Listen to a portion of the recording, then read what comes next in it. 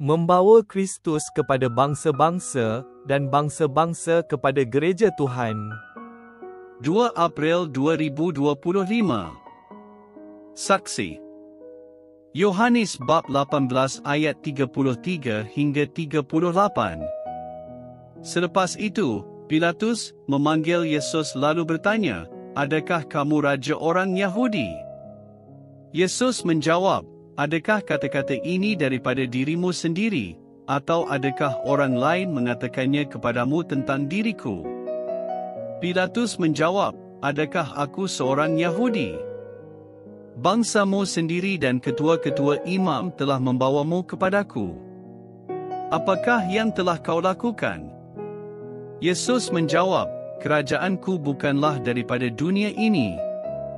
Kiranya kerajaanku dari dunia ini, tentulah para muridku berjuang mempertahanku daripada diserahkan kepada orang Yahudi. Tetapi kerajaanku bukanlah dari sini."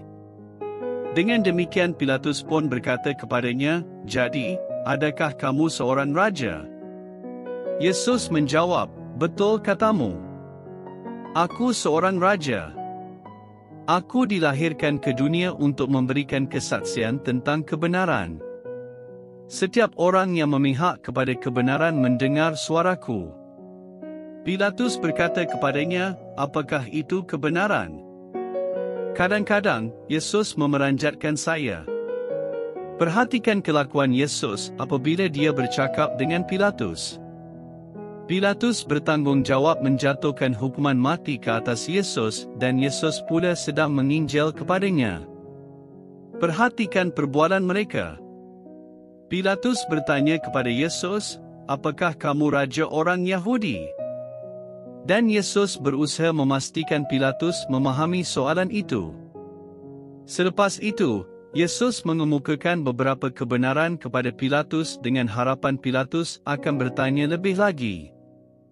Keadaan ini samalah seperti perbualan Yesus dengan Nikodemus atau dengan perempuan di tepi perigi. Yesus mengambil setiap kesempatan untuk menarik orang kepadanya dalam iman, kerana Pilatus juga adalah seseorang yang dia akan derita, mati dan bangkit semula untuk menyelamatkannya. Kita berdoa, "Tuhan, Engkau membantu saya percaya kepadamu. Bawalah lebih ramai orang untuk mengenali Engkau sebagai Juru Selamat. Amin."